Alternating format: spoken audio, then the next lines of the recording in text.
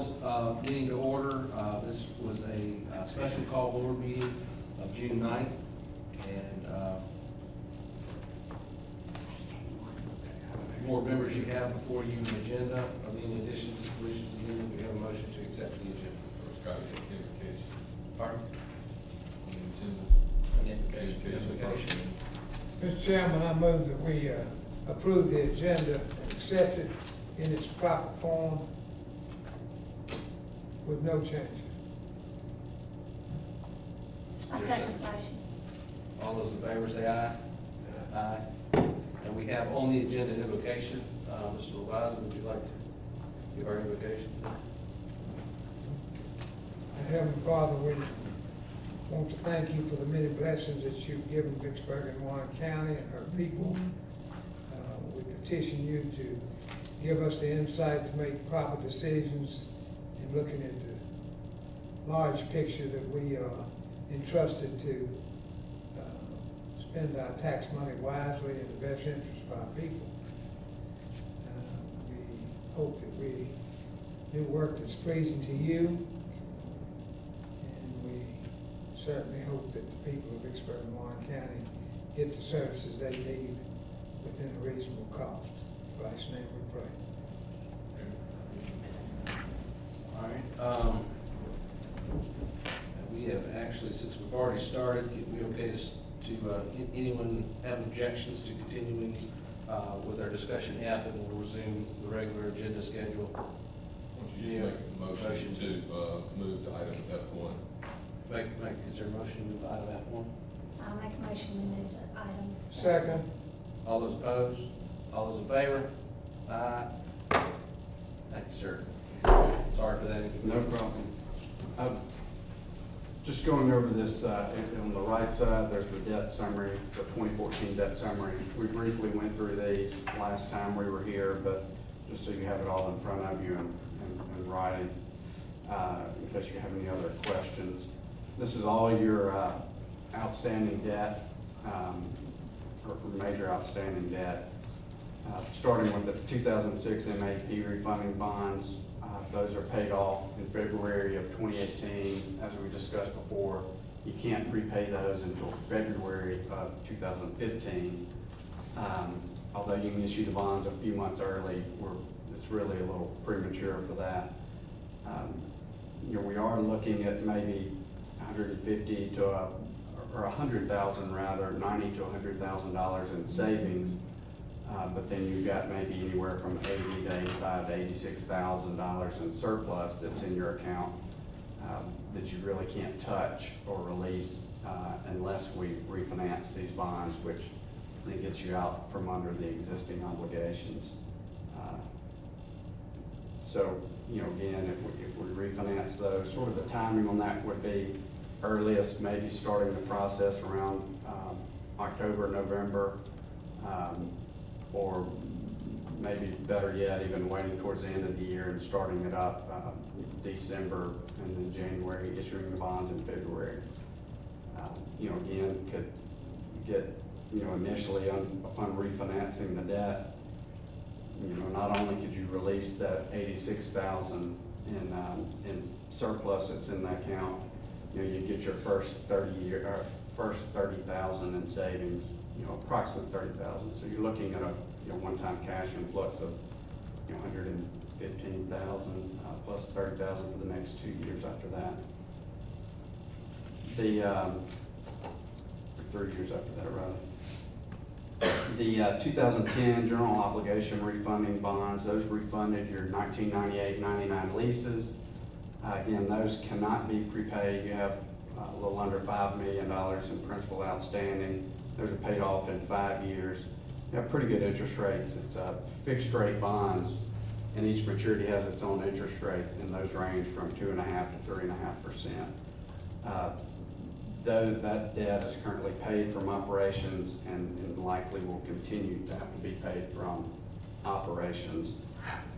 Your 2009 limited tax notes, those were issued as the tax credit bonds, the qualified school construction bonds, 0% interest on those. Not sure what the prepayment provisions are, but 0% interest, there's really not a whole lot of incentive to paying that early.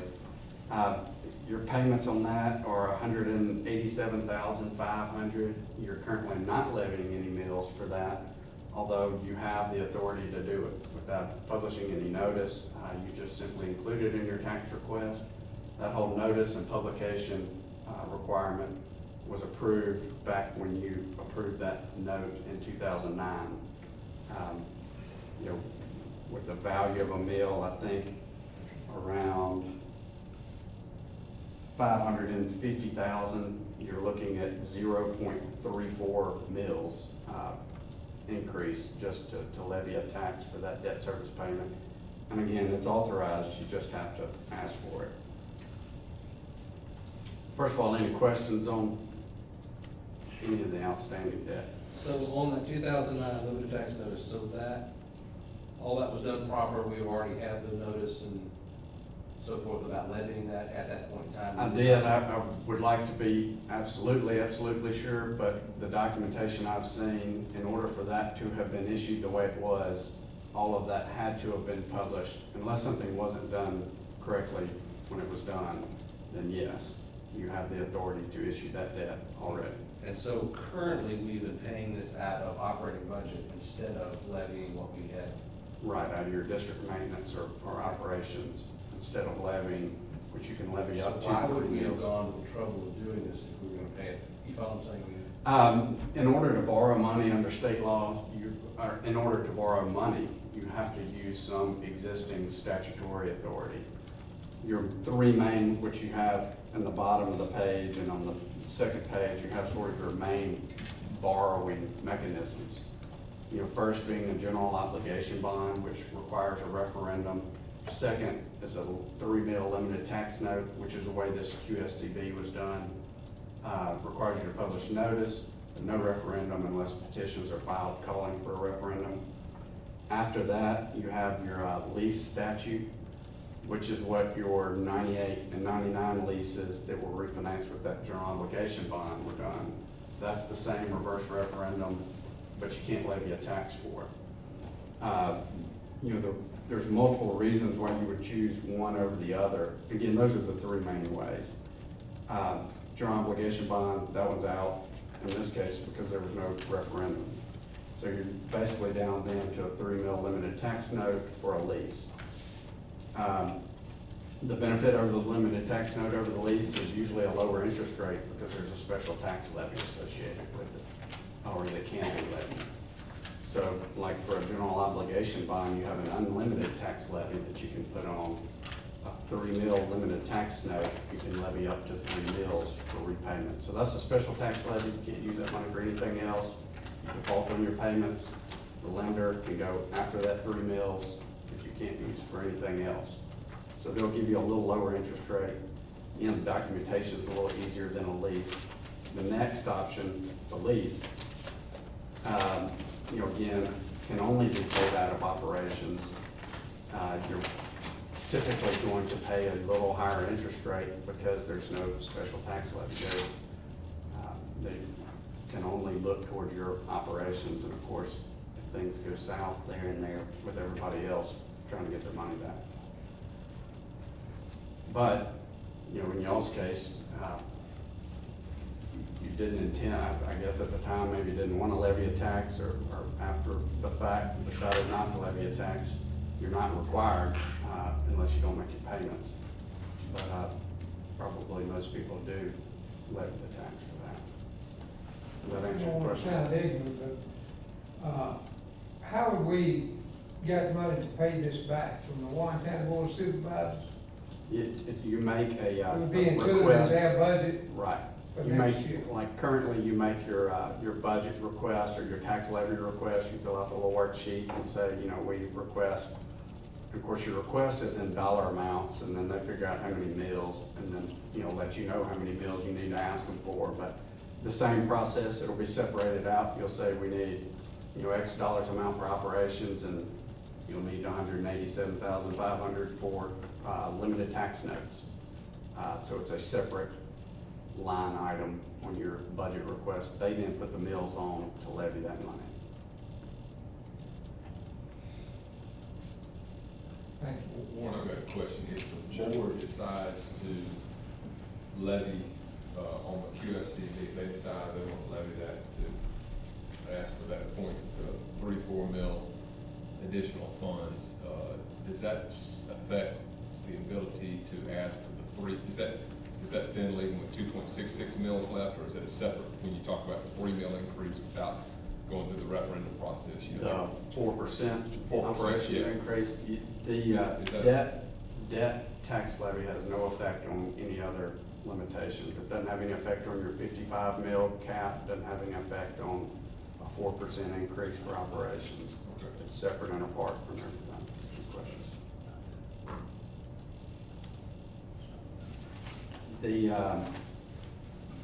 Sort of gone through all your debt.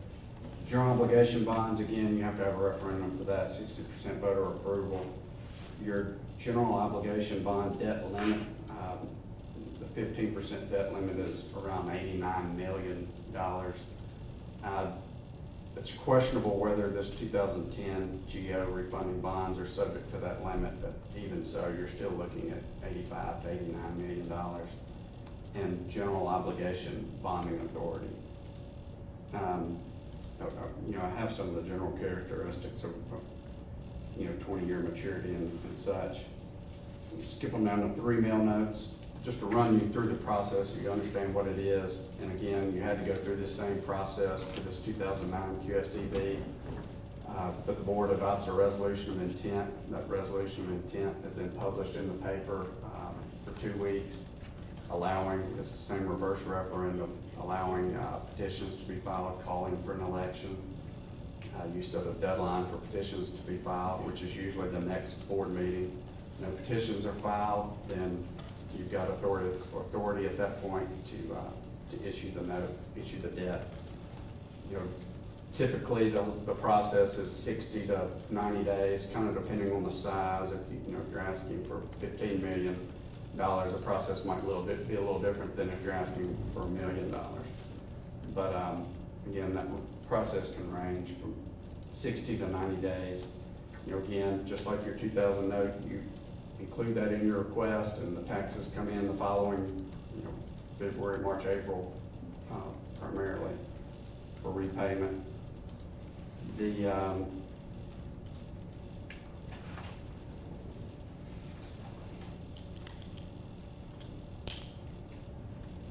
I'm trying not to go over every little detail, but to the extent you have questions or see something you don't understand, please just ask me.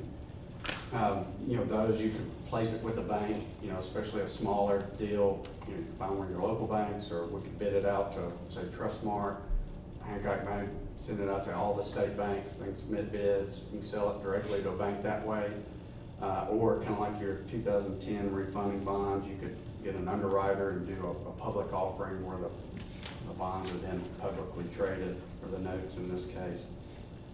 Each has its pros and cons, and basically depending on what your needs are is when we would sort of narrow down that process. Other considerations, something again to keep in mind, your first payment has to be within a year of issuing the debt. So for example, if you're thinking you want to do something in the next 3 to 6 months, say before December, your first payment has to come in within the next year, and you have to have your tax levy go on by August 15, or your tax request to the County Board of Supervisors. So, if you're thinking about doing something now, there's a definite benefit, unless you want to fund that little cash flow shortage until you get your tax revenues in. There's a benefit to go ahead and getting it done and putting it on your tax levy for this year. And of course, when do you need the money?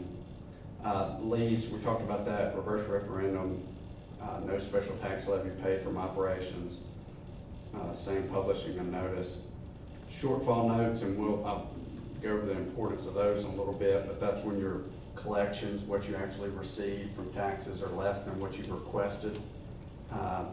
There's a special state law that allows you to do a shortfall note. It's repaid over 3 years, and that's a special tax levy. It's mandatory by the County Board of Supervisors to be put on to pay you what you should have gotten, what you actually requested for in the first place. Tax anticipation notes, Those are typically done, say like November, December, when you hit the sort of cash flow shortage, since your main tax revenue doesn't come in until February, March, April. So that's usually a short-term borrowing. It's not new money, it's just sort of a bridge loan to get you through tough times. Any questions on those real quick? All right, I mean, as you can see, you've been very fiscally responsible and conservative. You know, you have 3 major debts outstanding, which is really low considering your borrowing capacity. You know, on one hand, that's great. I've seen numerous school districts get in trouble if they sort of are too conservative and put it off for too long. The problem then is you can only raise so much based on your millage increases. And if you get to sort of that critical point, you can't levy enough taxes to pay what you have to fix. You also have the problem of your eating. The school district funding formula, and for everybody, some people just don't understand how it works. You're primarily funded from the state, from MAP funding, and your local taxes. That's the way the process is set up, and that's how you get the majority of your money. So if you're not doing sort of the levying, the local tax part of it, and using your MAP money in your operations tax levy to do your capital improvements, you're taking away money that's was intended for educating kids. So again, one problem or one thing to consider. Of course, you've got teacher pay raises coming up, textbooks, things like one-on-one initiative that a lot of districts are doing. A lot of those are paying for those out of local taxes. We're working with at least 3 other districts that are doing the one-on-one initiative. Basically, all of them are doing them from tax increases, whether it be borrowing like a $3 million note or doing the 4% increase, or some combination of the 2. Unfortunately, we live in Tornado Alley. Say a roof gets blown off a school and we have to come up with $250,000 overnight. Can you shift any of this money around, or do you have to wait on an emergency allotment from the state? As far as getting money to fund an emergency situation, you can do any of these at any time. I'll exclude the GO bond since, realistically, you're not going to have a referendum to make those repairs.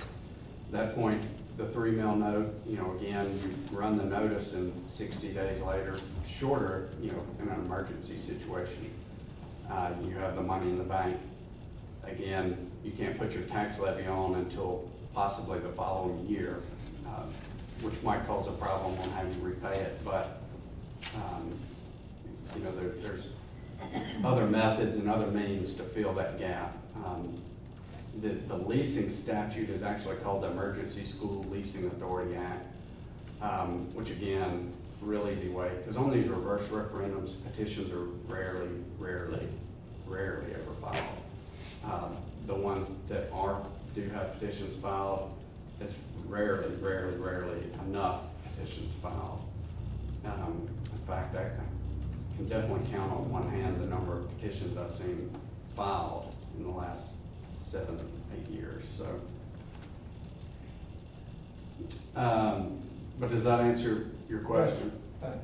And another great example of, I hear some school districts say, well, we've got our 16th section interest fund, we've got these other funds, why do we need to borrow money when we've got this money sitting here that we can pay for that?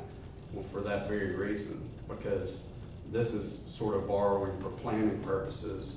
Your 16th section principal and interest fund, your other reserves are there for those emergency situations, where what I've often seen sometimes is people or school districts rather use up all their fund balances, all their 16th section interest. They basically depleted all their reserves, and then at that point they try to go to the bank and borrow money. The bank says, well, your finances look horrible. how are you gonna repay it? You have no reserves, you know, no fund balances.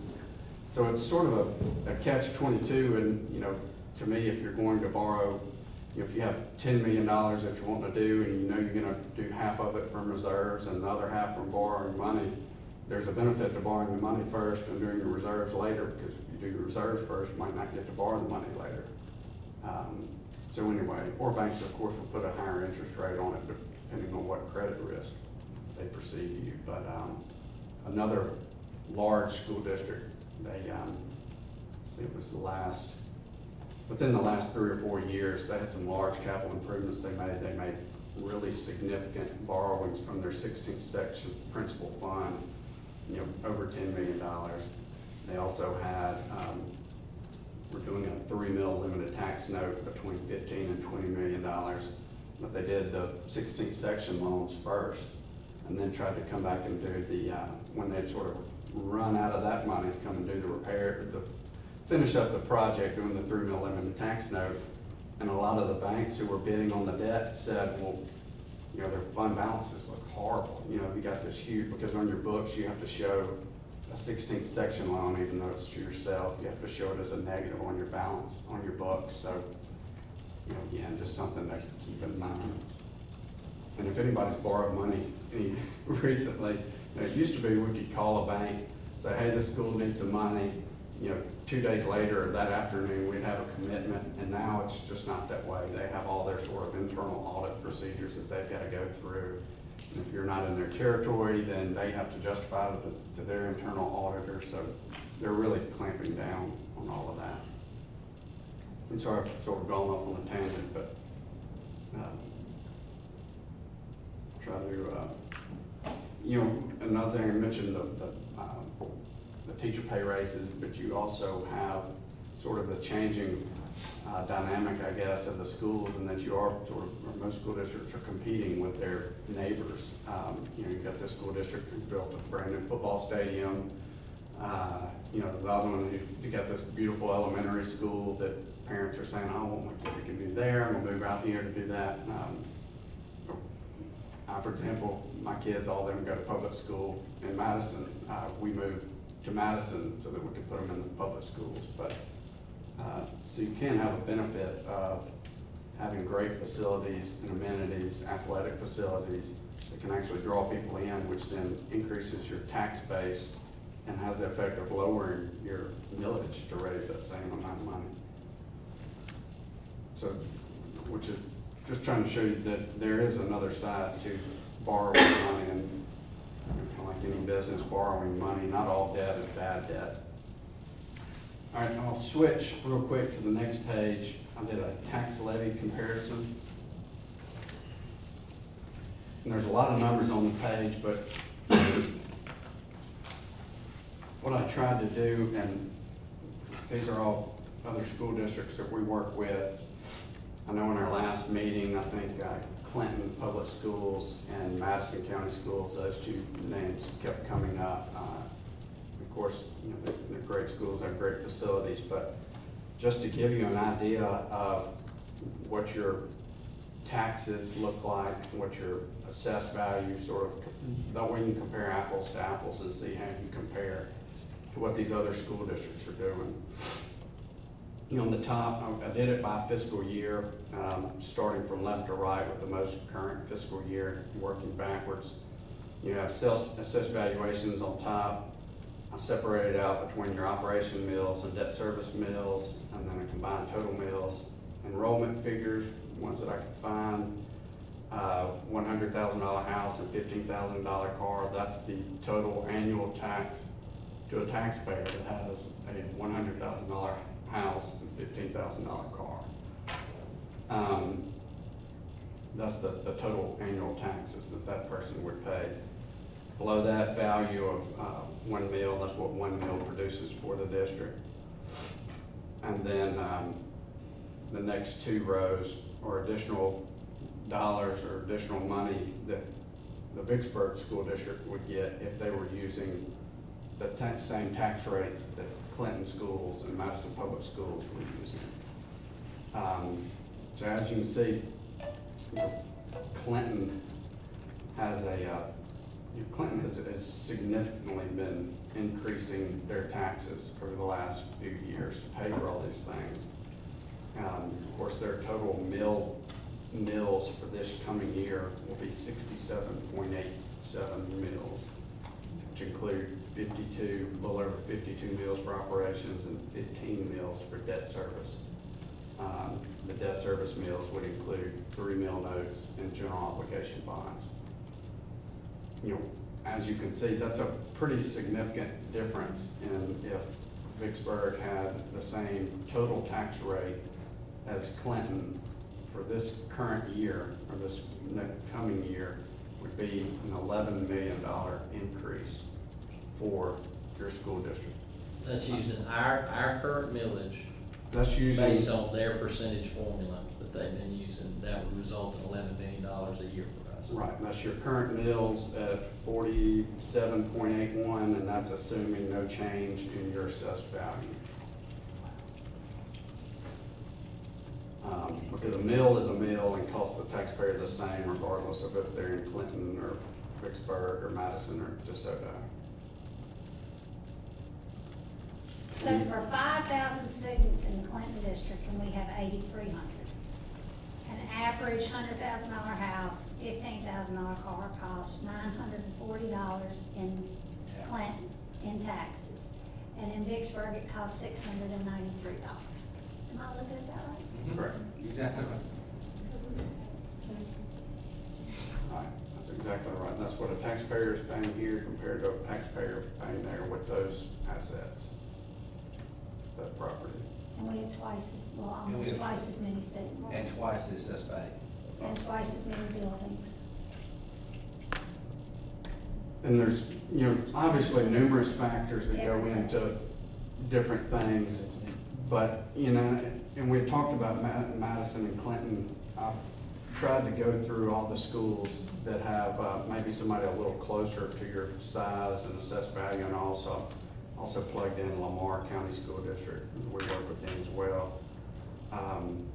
You know, again, I don't have the most recent year for them, information for them, but it's gone up since then because we did, A mill in Warren County would bring in a lot more than a mill in Madison County because we have more industry.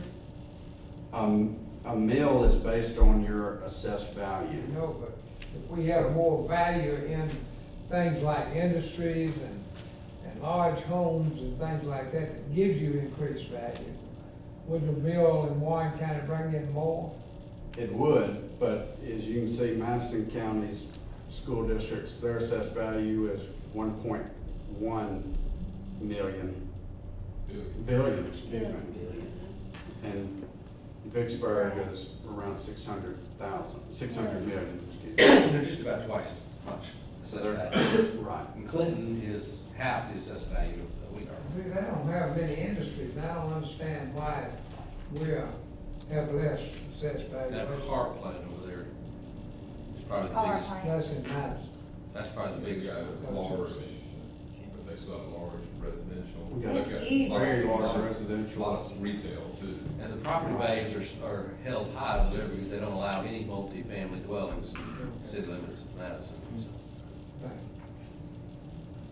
But there's numerous factors, you know, there's business, there's personal property, residences, you know, it all, that sort of makeup or ratio, if you have it, is different by district, but, you know, again, Lamar County, a little closer to your same assessed value, a little closer to the same enrollment figures, is still, you're probably around 15 mils higher, because I know from 2012, 13 rather, to 14, they had a 2.6 mil increase just for debt. So unless they went down on their operations, which I'm not aware of, you know, their millage is increasing as well. So in one mill, a 1 mil increase for the district is 550,000. Right. I think if you notice, one thing is that evidently these other districts are borrowing money to improve their infrastructure because both Madison, even LeVar, and Clinton all have debt service mills assessed, whereas for the last 5 years for our district, we have none.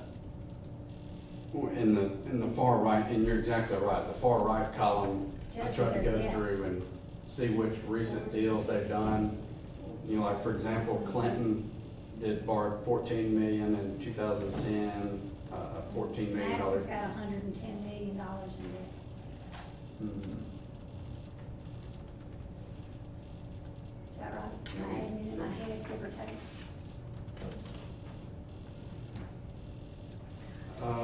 Yes, and this does not include any leases that they have. I tried to include only tax levy debt on this stuff, because it can get confusing. Clinton, with half the number of students we have 14, 20, 30. Yeah, so in 2009, they borrowed roughly $3 million. In 2010, they did 20 million. 2011, they did 9 million. 2005, 17.5 million. So they're doing significant borrowings in order to pay for that stuff. For infrastructure and operating, they're using it to improve the facilities. This money cannot be used for operations. This is 100% capital improvements infrastructure. New schools, new stadiums, Right. new track fields. Technology. Which I will say that they've been incredibly fiscally responsible. They're just using we're using our general funds to pay for our improvements. So, I mean, the money that would be available to buy books and other things, we're spending on buildings, whereas other districts raise taxes to do that. So we get Stay in, ahead of the curve. that's right, we get in our operational money to be able to do the things that we've done. Right. It appears that way. And, you know, when I said there's, you know, good debt, and there's certain ways some of these districts do a great job in managing their debt. So, you know, what I talked about, they don't wait too long before they try to do all these renovations and repairs where they're hitting their taxpayers with a 10 mil increase. They all structure it where they try to have sort of level or stair-step payments and tax increases. You know, DeSoto County, we worked with them, they knew what all they had to build over the next 10 years, so we, you know, helped them set up a plan so that they didn't have to do it all at once, and that they weren't hitting everybody with a huge tax increase. Because once you sort of get the taxes on, everybody learns to live with it, and it's just a part of school funding. You know, it is what it is. That's part of the way schools are funded. But what a lot of these districts do is, say, for example, a 3 mil note. You know, they'll do a 3 mil note for maybe 10 years, 15 years, and they have their mills maybe drop off, or their payments drop off after 5 years. So then in 5 years, they can do another one, but not, and have a zero net increase to the taxpayers. So as mills fall off for each one of these, they're steadily picking them up with something else so that you don't have a tax increase. And, you know, as often happens, if the mills roll off, sometimes they get eaten up or used up by the levying authority.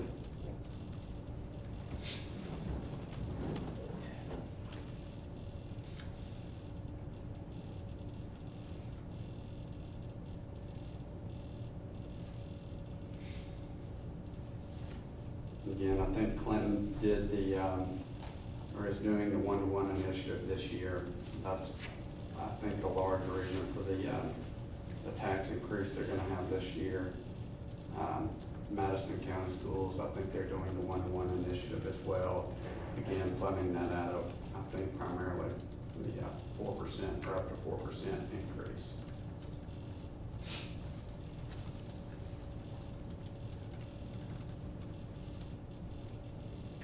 All right, next, unless there's any questions on that, the final page on that side should be a tax levy considerations.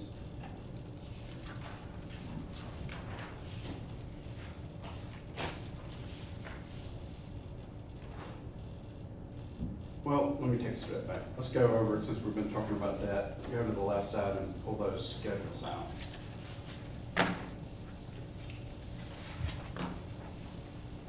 So you should have 3 different scenarios for doing a 3 mil limited tax note. The 4th schedule would be a general obligation bond.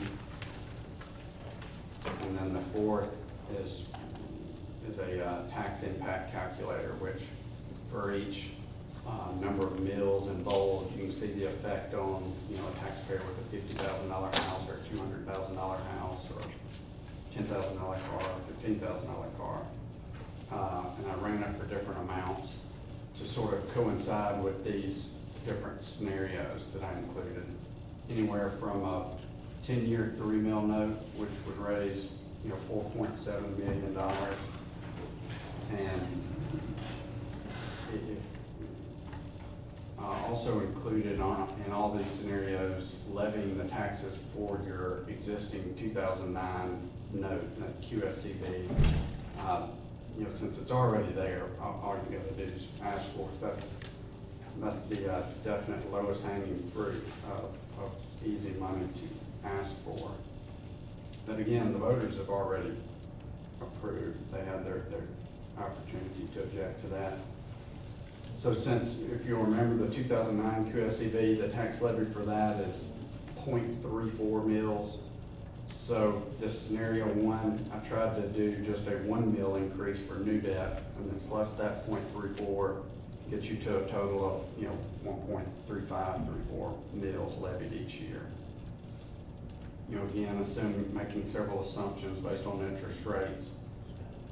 You know, a 10-year note with a 1.3 mil increase to taxpayers gives the district $4.7 million. Excuse me. Again, the options the district has are wide open since you don't really have any debt that you're So levying. let me qualify that. So for a note that we pay back over 10 years, Mhm. at a 3% rate, to generate $4.7 million for some initiative, building, doing some repair, buying technology. If that 1.35 mil was increased, it would cost an individual who owned a $100,000 house plus a $15,000 car, $20. Yes. 4 or 5 cents a day. So, okay. That's not hard math.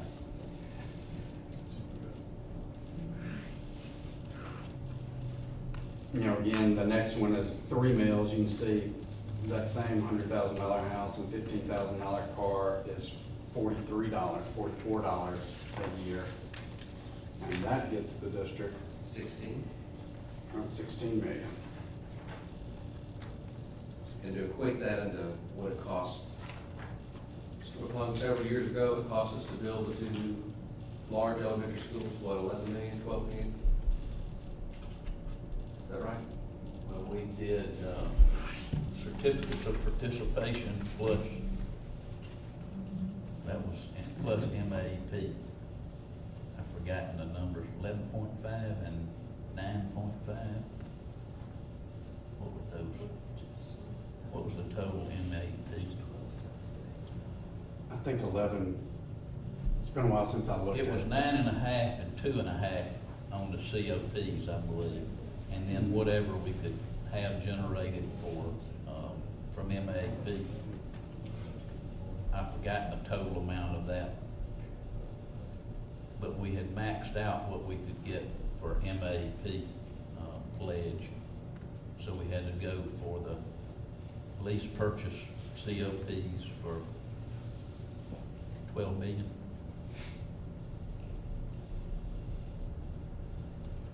We can look that number up if you want that specifically.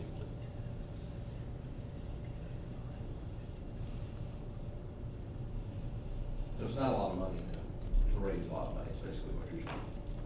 That's not. But again, you don't do it. For a year, you don't do it. Your expenses are mounting.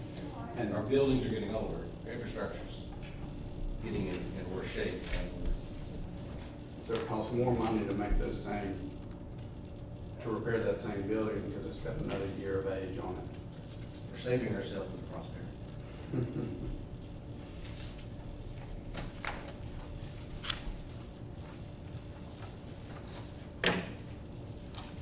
You know, another point that reminded me is, you know, often see districts still, you know, spend millions of dollars getting new roofs, but then not really spend the money to take care of the roofs, and so a 20-year roof lasts 10 years.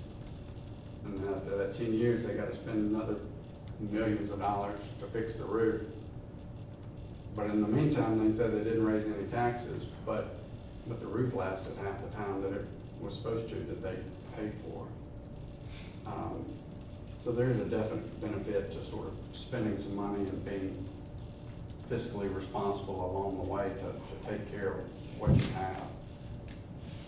If these scenarios go all the way up to a general obligation bond for $47.5 million, you know, $47.5 million is, you know, again, not even, it's half of your borrowing capacity, and still, you know, you're looking at less than $100, a $99 tax increase for that same $100,000 house and $15,000 car.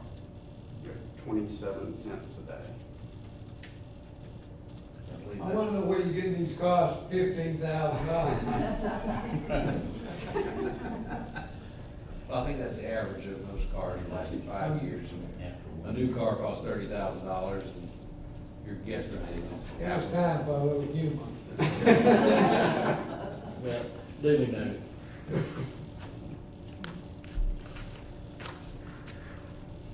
Warren, do you have any more for us, or? Did you want to go to tax levy consideration? Oh, okay, I'm sorry. I'm not trying to cut you short. No, that's fine. That's sort of all the debt stuff. Looking at the tax impact calculator usually helps because people think, you know, $50 million or $15 million, you know, that's gonna, you know, do this, this, and this to my taxes, but, you know, it's not as bad as you can see, as you think. All right, the tax levy considerations sort of move away from the new money borrowing. At the top there is your taxes due, what you requested each year for the past 3 years, and the amount you've collected. As you can see, you've had a shortfall at least over the past 3 years, and I think that's as far back as that shortfall goes. But, you know, your ad valorem request and your 4% increase and all of that is based on what you receive in a year, not what you request. So when you don't get what you ask for, It goes down next not year. only are you hurting yourself that year, but every future year into infinity. So how far back can you, you can go back and request that to be added to the next year, right? So for 13, where we were $97,800 short, we could request that to be added. 13 is possibly yes, and it gets more difficult the further you go back. The state law and AG opinions say that your deficit has to be current, you know, to show that you weren't able to meet your financial obligations for that year. So your $97,000 shortfall in fiscal year ending 2013, you have to show that you couldn't meet your obligations a year ago. Gets a little, as you can see, it gets a little more difficult the further you get from the end of your fiscal But year. eating into our reserve considered not meeting our obligations, or if we had money on hand and you could still pay it, that's not considered not meeting your obligations. Right, there have been districts issue shortfall notes as you know, now, this time of year. It gets, the majority of them are done usually, say, July, August, when you actually have the shortfall. So your data that you're showing on the sheet here is just shy of $1 million in these 3 years that we didn't get, that we. But you didn't get, then, $800,000. Is that all right? Yep, 800. yeah. So again, it's money you didn't get that you were, Forced to cover. yeah, and that you requested. I mean, you made And your next year, we're budget. gonna get less because we didn't get that this year. It's based on what we collected last year. I mean, it's a vicious cycle. It can be a snowball effect. And both ways, you know, if you make your 4% increase this year and you're consistent about doing that, which, you know, as you can see, a lot of the districts are, you know, their mills are going up even though their assessed value is going up. So they have There's pretty a reason why their significant, assessed values is going up, because people are moving in. Which again, then helps them being able to borrow, lower the millage to get the same amount of money. You know, it can help everybody, helps property values. If people are trying to move in for the public schools, it helps everybody's property values. But again, so your shortfall note, we recommend doing that every year. I mean, there's no reason not to. It's money So that do you you do it built when into your you're budget. asking for money for the next year, or do you do it in the middle of the year? When it's typically done, the shortfalls are done on a cash basis. So when you get your June collections from the previous May, I think you have to get it by June 20th is when they have to give you your money. You know at that point whether you're going to be short for the fiscal year based on what you actually requested. At that point, the board declares a shortfall and then issues a shortfall note. And then that shortfall note is then included in your tax request to the Board of Supervisors. There's a worksheet that we have to fill out every year. It's a July 1 through June 30th actual collections compared to basically the request, your resolution that you present to the board. We can't go back to 2012. That's a tough one. I would probably say you'd need to ask for an AG opinion.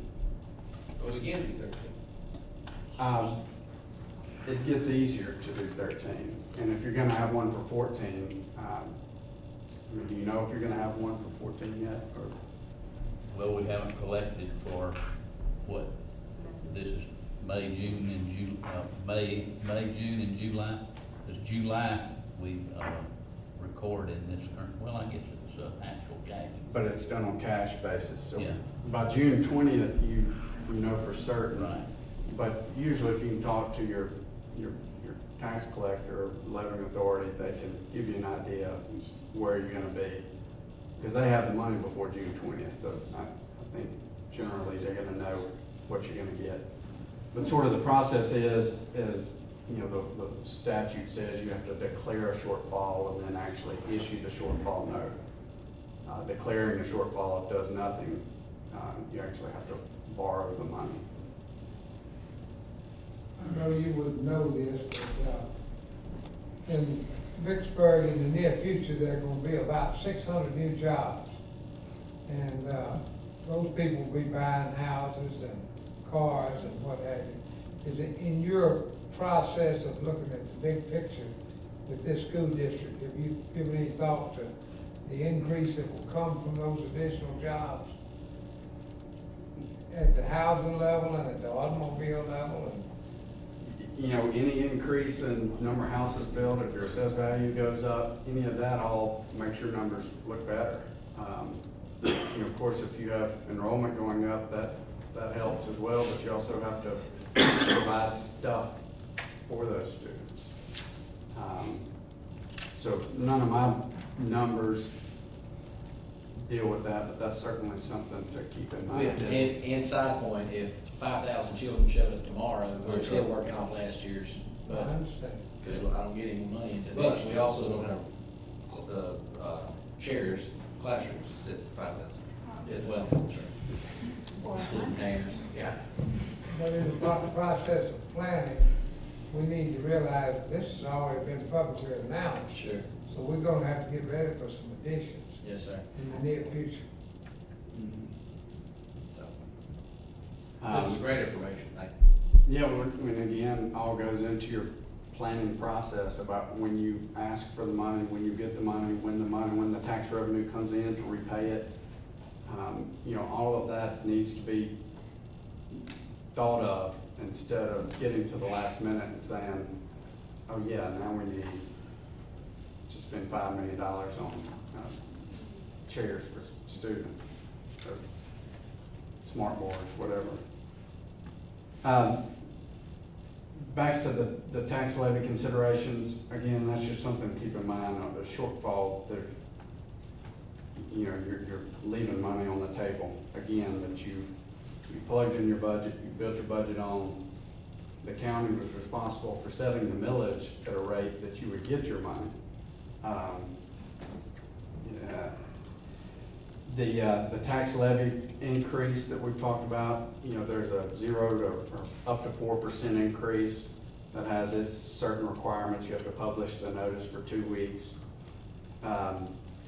Although petitions can't be filed, you know, objecting to it, you still have to run the notice of tax increase. There's a up to 7% increase, so from the 4 to 7% increase, you have to run the notice for 3 weeks. If your paper runs daily, then you have to run it up to 5 days a week for 3 weeks. And that one is the same sort of reverse referendum that a 3 mil note or the Emergency School Leasing Act is, which, you know, allows for petitions to be filed calling for a referendum on whether to do the tax increase.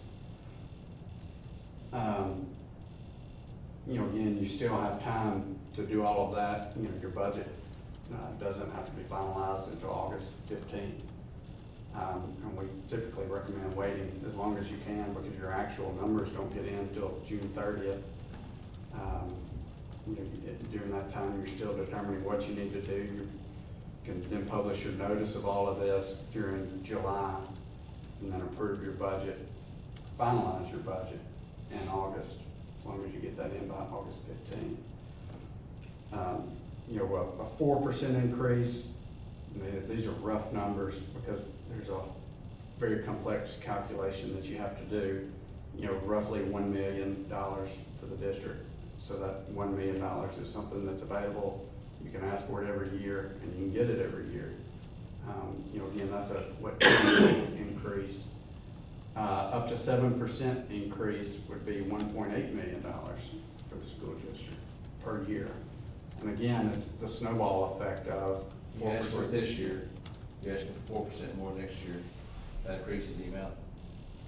I mean, it's like compounding interest. It's 4%, which includes that 4% of what the increase was the previous year. And we haven't asked for increase, I'll have my other list. I think other than last year when we asked for the same amount of money, which equated to an increase. Is that right, Mr. McClung? That's correct.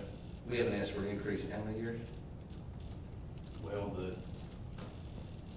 we kept the village level, even with the assessment valuation fluctuating. Last year was essentially the assessed valuation dropped some, so we had to increase the village by 0.40 to essentially get the same dollars that we got for 12-13. We do have a 55 mil cap on that particular. Isn't that correct, Mr. Greenlee? 45 mil cap, but you know, again, at 47.8 mils, you've got a ways to go before you get to that 55 mil cap. And if you have these folks come in, like Mr. Levi's is saying, and they buy homes, that's gonna increase your assessed valuation, so you would have more leeway between what you're asking for and the 55 mil cap whenever they come into play. That's correct. And again, the 55 mil cap is not affected at all by 3 mil limited tax note, that special tax levy or a GO bond. That is not included. That's separate and apart from the 55 mil cap. Last point, your EEF for buildings and buses. There is a statute that says you can pledge that to debt, and if it's pledged to debt, then the state can't reduce your allocation. You can see back in 2009, your EEF for buildings and buses was close to $275,000, $274,000. It's now down to 260,000. So again, that's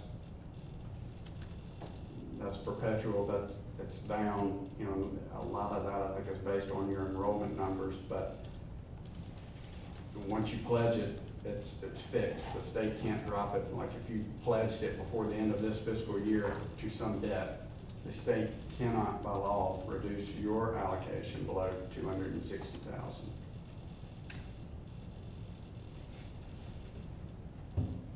And so, for example, in 2009, if that had been pledged to something, you know, your EEF would still be 274.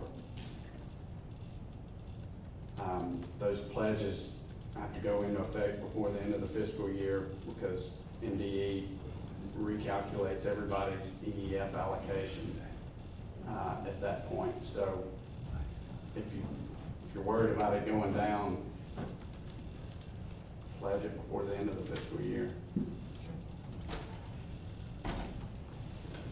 Again, you don't have to use it. So for example, you could pledge it to your 3 mil note or pledge it to the leases that are currently, those GO bonds that are currently outstanding, or pledge it to some new debt.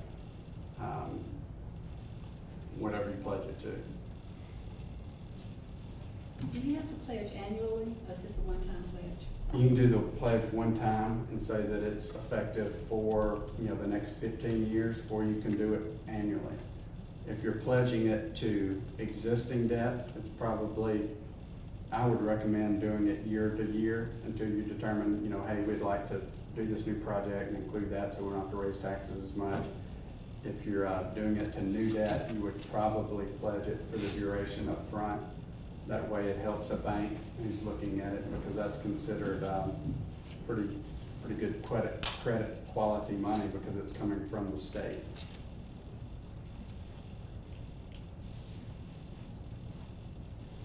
Any questions? Good. I think we see that we have, being financially astute over the last couple of years, we're in a great position. With lots of options to move forward. It's great not to be in a bad spot, but I think, as you can see, that I think we're at a point that we can make a decision on what to do to be able to move our district forward. And it looks like some of the cost is not that much to put on our taxpayers to be able to do some of the things when they compare us to a Clinton, to a Madison, to see the new facilities that they have and understand how they're paying for it. It's nice to see that we have options. Right.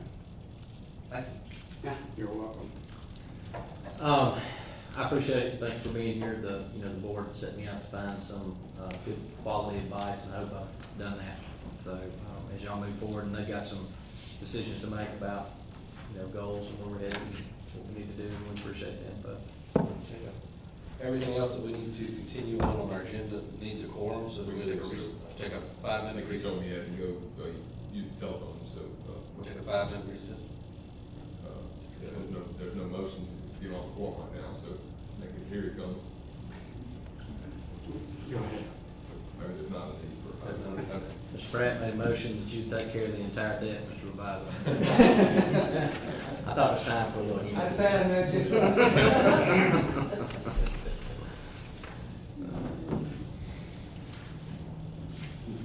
Thank you. Thank you, I appreciate that. Next on our agenda, we have the approval of the minutes of our last regularly scheduled board meeting on May 20th. Mr. Leviza?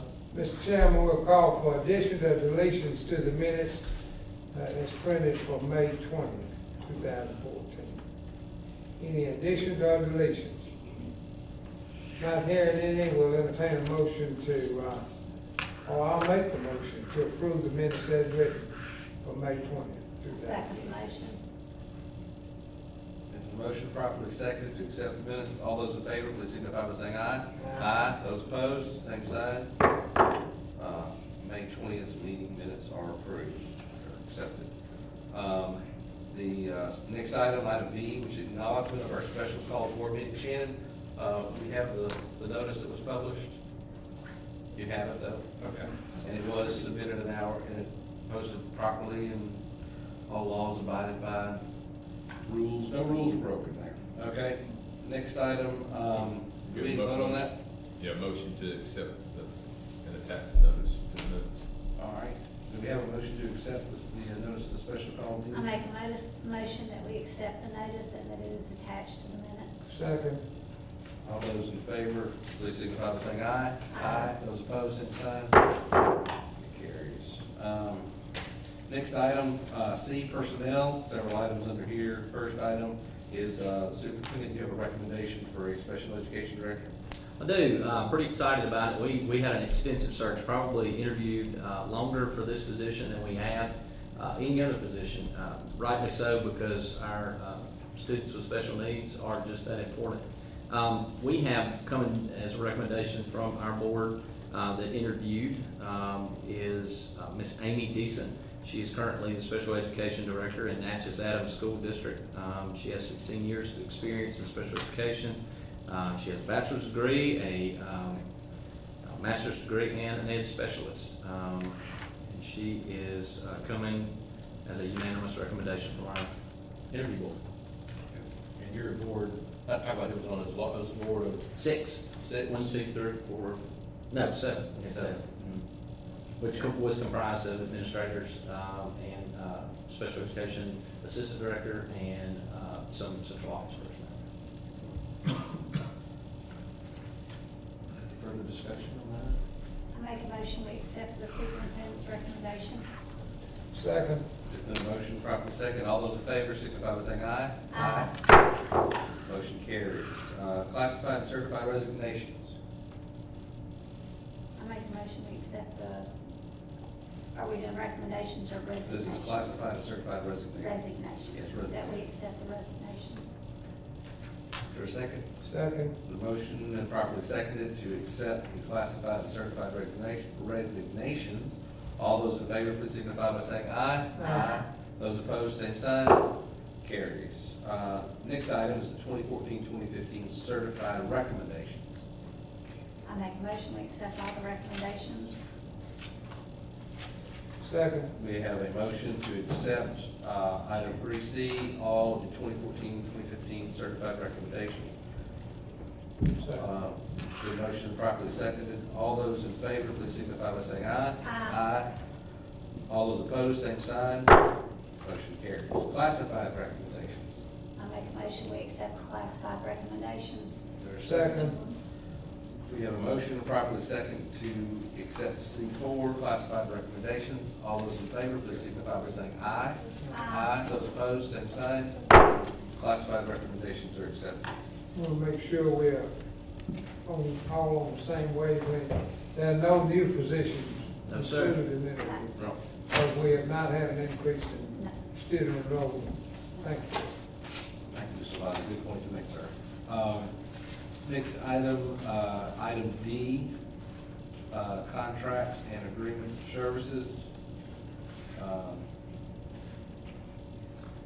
I know y'all aren't used to seeing these, but because I want to make sure that y'all know what's going on, I believe legally y'all are the ones entering in the contract. So I brought those to you, and what we'd like to do is I asked if we could get all of them that we know we're going to have throughout the year instead of picking in a board meeting, board meeting, bring those forward. That's what those are. Those are the contracts. Those are federal contracts or any personal, or any contracts. And these are contracts that we've already been doing. These aren't new things that we're just adding. These are just- federal budget items, these are approaches this upcoming year to fulfill the needs of what we have. Okay. Any questions or discussion or a motion? I make a motion we accept the recommendation of the superintendent to continue with all contracts. Second. We have a motion to properly second to accept item D1. All those in favor, please signify by saying aye. Aye. Those opposed, same sign. Seeing as none, motion carries. Next item, school start times. Recommendation to start school times for the 2014-2015 school year. Sure, this actually is comprised of a couple things, first of which, and I guess I really need to let them stand alone. First was which we had a discrepancy in the actual minutes within the day from different levels. So we looked at that. Every hand I shook when I first got here, I said, hi, my name's Chad Shealy, and they have an elementary child, they said, you gonna do something about these long days? Well, yes, yes, ma'am. So what we began to look, and there was a good bit of legitimacy to that. What was happening at the elementary school day is, we were having children that would arrive, sometimes kindergartners that would arrive at 6:50 in the morning, technically not leave campus until around 4:10, 4:15. And the biggest issues that we have with that are supervision issues, because if you only have a 40-hour employee and there's only X number of employees to cover that supervision, what the schools were having to do is split those to cover that span of time. So we had, hourly employees are being pushed up, and then the others are being pushed down to cover the whole time that the children were there. So I guess technically my first recommendation is that our district policy states that we have a 330-minute requirement, but I'm asking to make that not necessarily a change of policy. I don't know what the recommendation needs to be, but we want to look at a 410-minute, which is a reduction in our elementary, but does move up our other times. So I believe our policy says that we have a minimum. That is correct. This is, So if we exceed that, it's fine. okay, we're good. Because I didn't want that one to get confused with the other one. The other thing, when I first got here, actually in the interview process, I told you guys that I would be looking at data and research to be making decisions. One of the things that was a glaring discrepancy in what science says and what we're actually doing, even when I interviewed, was that older kids, equivocally, there is mounds of research that states that older children learn later and younger children learn earlier. At that point, we were doing other things within the district, and we're at a point now where we can talk about some of that.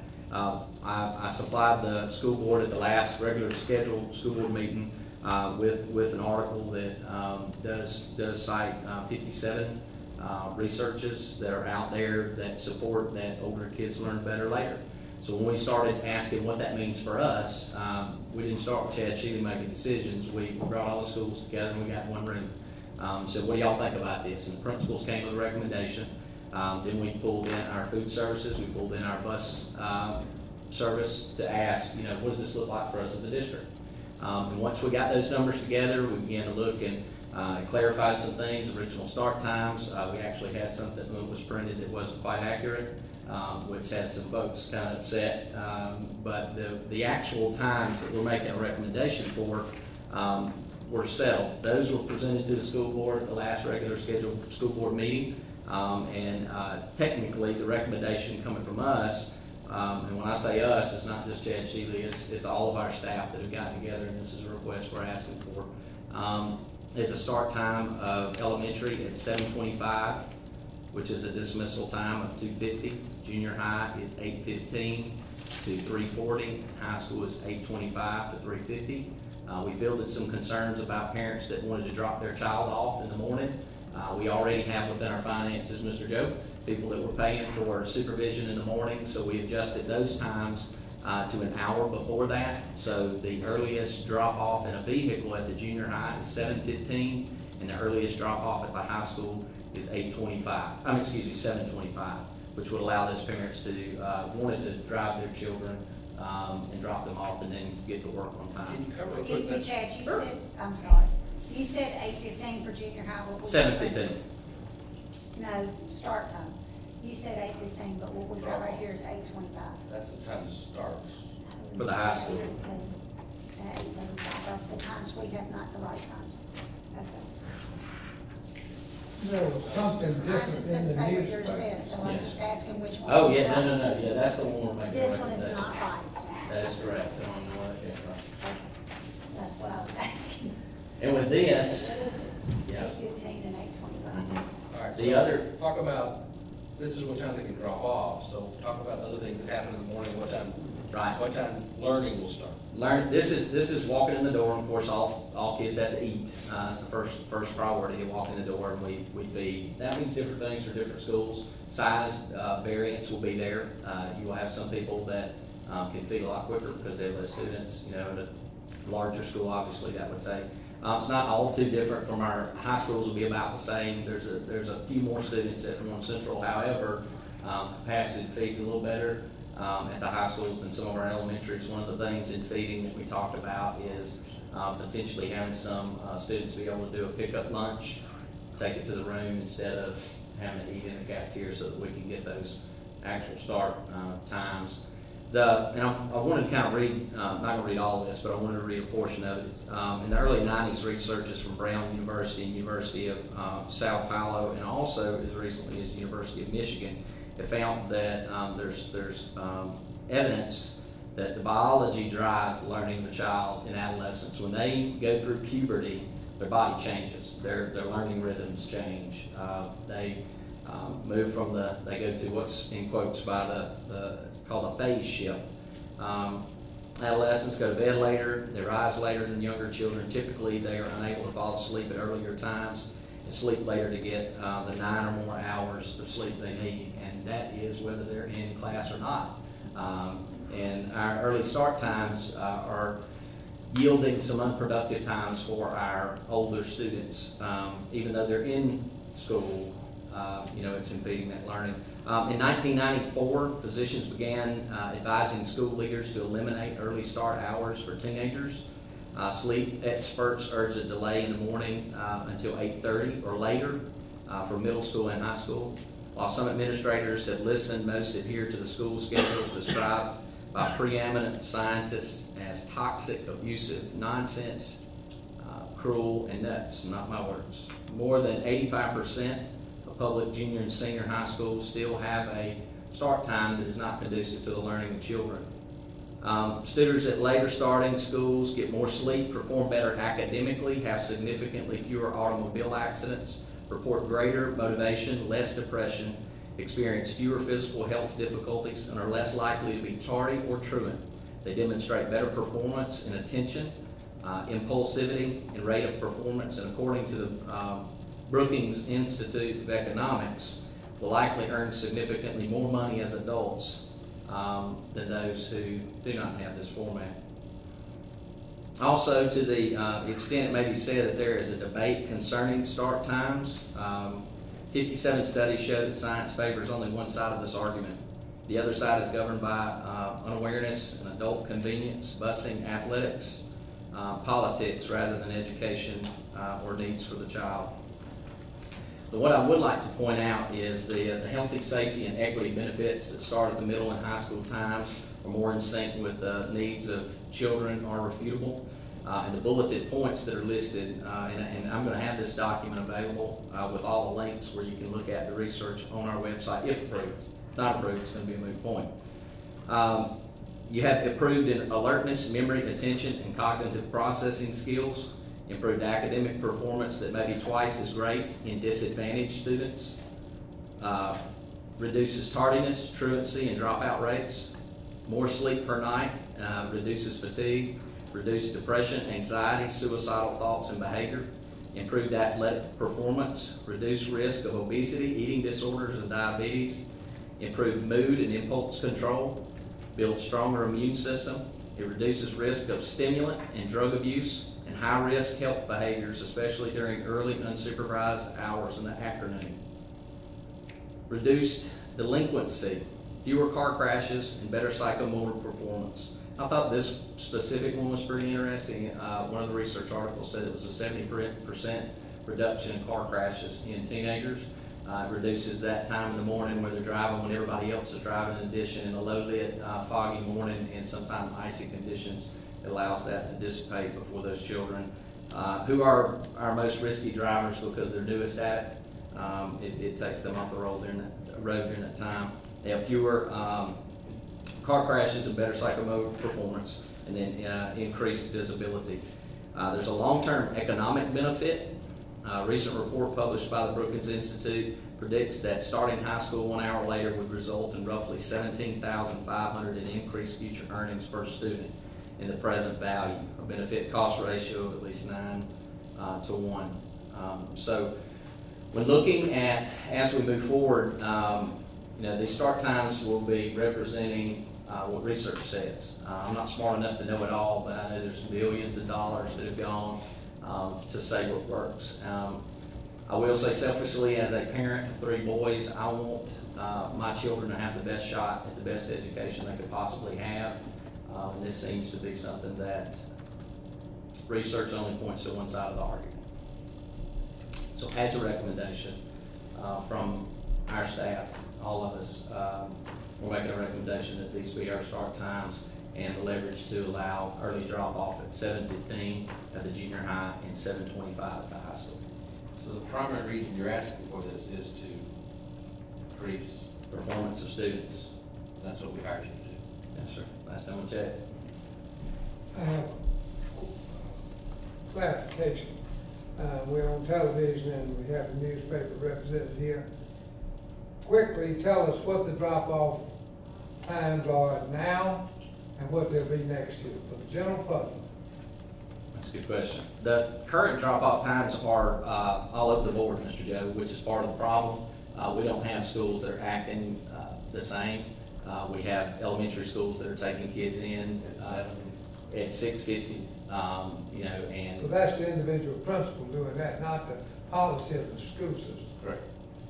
Okay. I don't know that we've But actually schools addressed start, that. just do starts, not Sometimes drop off. also, it's a habit of not necessarily having a policy, but even though we have a policy that at Redwood, you can't drop your child off before 7, sometimes when we show up at 7, they're kids that have been there for 15 minutes. 8 o'clock. But It's 8 the o'clock start has time. been start time for elementary, and now we're looking at 7:30, 7:25. 7:25, start time. I love the newspaper, but we want to get this clear to the public.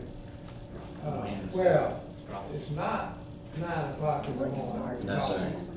We're talking just a little difference for next year from what it was this year. But if I don't see my. Yeah, the major difference is the swap from our little kids learning later and our older kids learning earlier. That's the way we currently have it. Okay, Chuck, I have a question. Sure. Answer. All right. I don't feed, my kid doesn't do breakfast at the school. What time does my child go to school? Your child, if you were dropping an Elementary. elementary child, your child starts at 7:25. And that's not eating breakfast, That's that's. walking in the door, My child doesn't 7:25. eat breakfast at the junior high. What time do they go to school? Your child, if you want to drop your child off, you have the opportunity to drop your child off at the junior high at 7:15.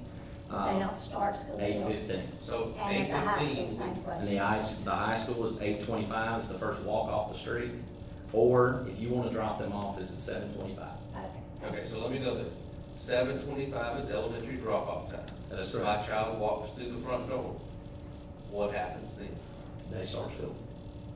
Everything, the process that begins at the day one. You walk in the door, they go to their homeroom, they begin to eat breakfast, they do roll call, they begin to read a book, I hope. Because we're talking about literacy being the First period thing. starts at what time? Because all that Yeah, takes, all when are they administrative starts. That When are is, they hard? that's the initial time you walk in. So 7:25, if my child does not eat breakfast, they have to be at school. that is the door opens. That is when the doors open. That is the start time. Now, we can elaborate when the party bell rings and all the other stuff. You know, because currently, that's what they have the autonomy at the building level to do anyway. You Well, know, they still have to have 330 minutes. that is correct. And we have way over that available. So, So it's 30 minutes later for the elementary school, give or take, and 40 minutes later for the high, What's earlier for earlier the for the elementary, elementary? and 40 minutes later for the high school, is that right? for actual instruction. And what Yeah. we said is, and we heard the parents, a good many of them call and said, look, I can't be at multiple places at one time. I mean, you know, I could be at work. And because I gotta be at work, I can't drop my child off at 7:15. My child's not driving a bus. Even I ride a bus, I heard that. And what we did is we looked at the staff we already have, and we're paying people for early, there is a stipend currently in place right now in the budget, Mr. Joe, that people get paid to observe children early drop-off. And they're taking students in early now. Because the times that and I don't know that it's ever been a school board approval issue, but I know that the times that the handbooks say, hey, we're taking kids in, they're being flexible. You know, and with that being said, I know that, you know, this will require some flexibility to decide.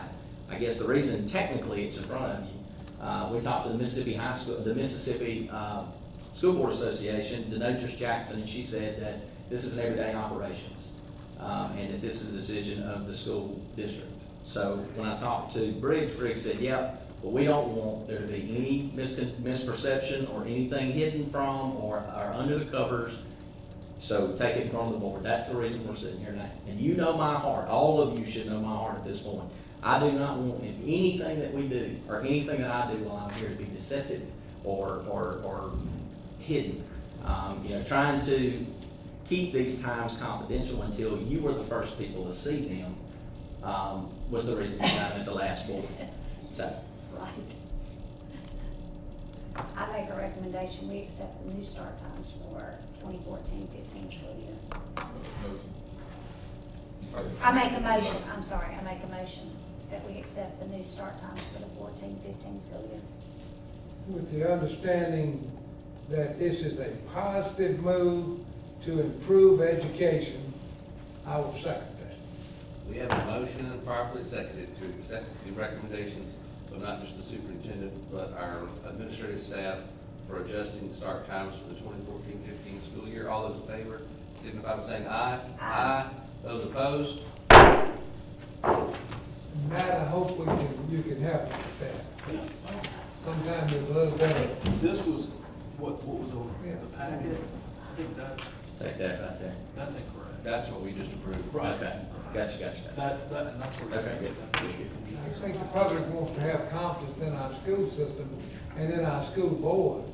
And so it's done for the best interest of the students, not just because we dreamt it some night, Do you have those correct? Are we sure that? This is the correct thing. This is. That's the correct reasonable number? fact. That's- Okay. What did you get, Shay? I don't know, whatever y'all. She got an old one. What I got. Maybe. In the board docs, that's what I was That's what pointing I to when I was. Oh, it is. I had the Board same thing docs. I had. I see, I had that. Don't. Board docs. You heard what he said? What? He said it's right in board docs. I figured you guys got opportunity to jump on. It's correct. It's in not your right doc- in No, board no, docs. it's This incorrect. is It's what we incorrect. have We in didn't fix board it. docs. We will fix it. Okay. Well, I'm just I glad make a somebody besides recommendation. themselves is using board docs. I know, right? I make a recommendation that we call for adjournment. Is there a second? Mr. Is Jeff? that a motion? Yes. Yes, sir, I adjourn. Thank you. All those in favor? Aye.